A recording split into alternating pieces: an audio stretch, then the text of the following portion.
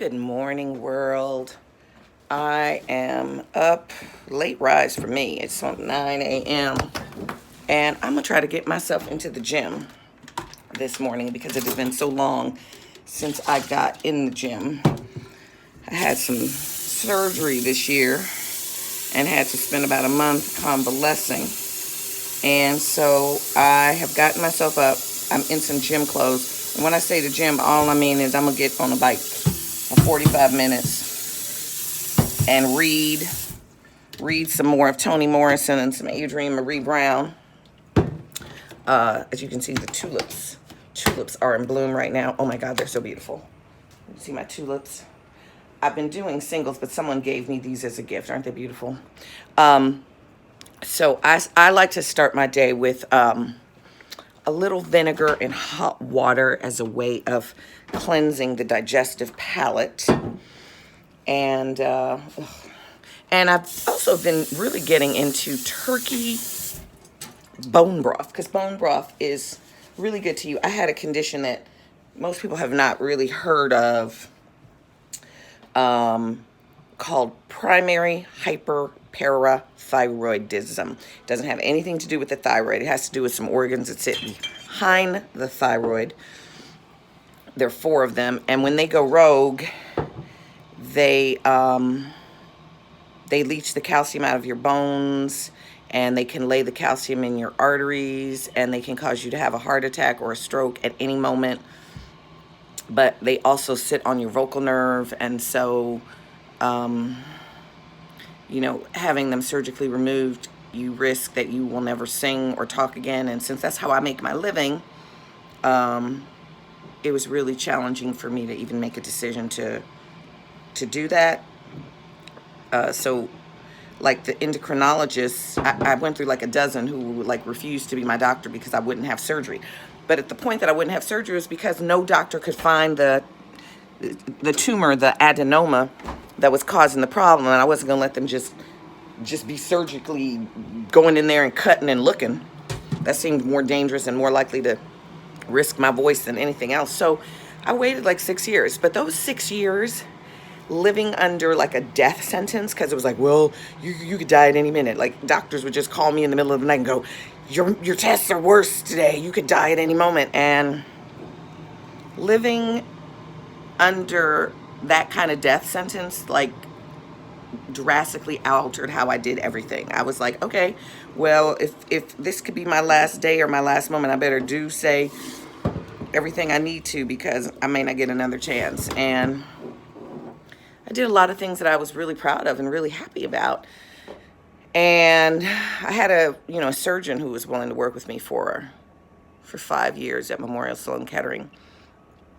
And then when my surgeon started getting nervous and brought in another surgeon, I was like, wow, the situation must be really bad. My surgeon doesn't even think that he can handle it anymore.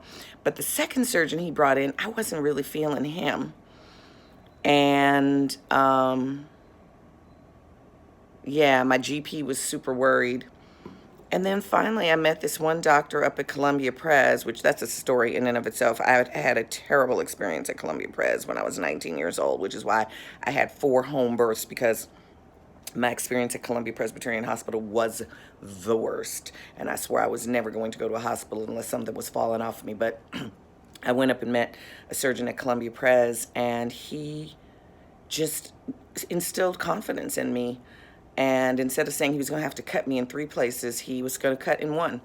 And so if you can look at my neck right there, you can see it looks like it's just a crease in my neck, but that is where he went in and he cut me open. And we thought that the tumor was down here, but it turned out that this was a thyroid nodule that had migrated from up at the thyroid. There was a nodule down here that had migrated, and then the parathyroid was way up here behind the lymph node. And then one of the crazy things about this is that they had biopsied up here, and it had come out that it was lymph node tissue, and they were like, well, that could be wrong. And I'm like, so what's the point of a biopsy if the biopsy could be wrong? Like, why would you ever have one?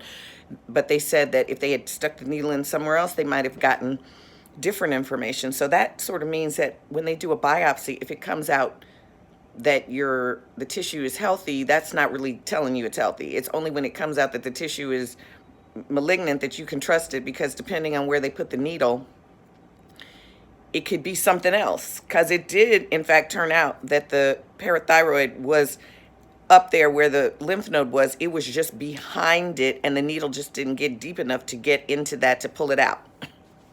But for whatever reason, I'm happy with the doctor who did my surgery, because as you can see, that's a rather lovely scar.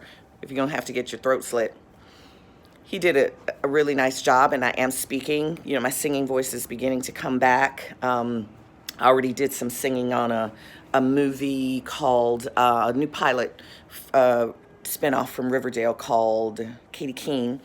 I sang in that with Josie. So I'm singing again, and yeah, so, you know, a month, it's been like 6 weeks.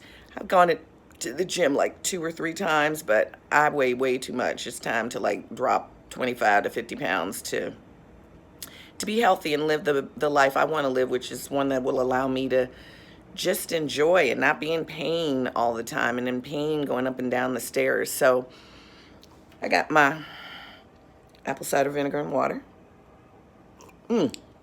While we're here, let's talk to you about my nightcap. This is my sleep cap. I love this because instead of blackout curtains, watch this. Wait a minute. Blackout. I buy them, and I think people must steal them, because every time I go stay at someone's house, I end up not having them. But that is fabulous, and you don't have that stretching across your eyes. So I'm heading down to the gym. I'm going to get on a bike, read some Toni Morrison or Adrienne Marie Brown for 45 minutes, cleaning out my whole esophageal and digestive tract with my apple cider vinegar. And after that, I'm going to get in the jacuzzi before I go get my hair cut today. I'll take you with me to Delore, who is a fabulous barber. He cuts my shit fabulously. So that's it for the morning, and I hope you have a really good morning, and I'll see you later today.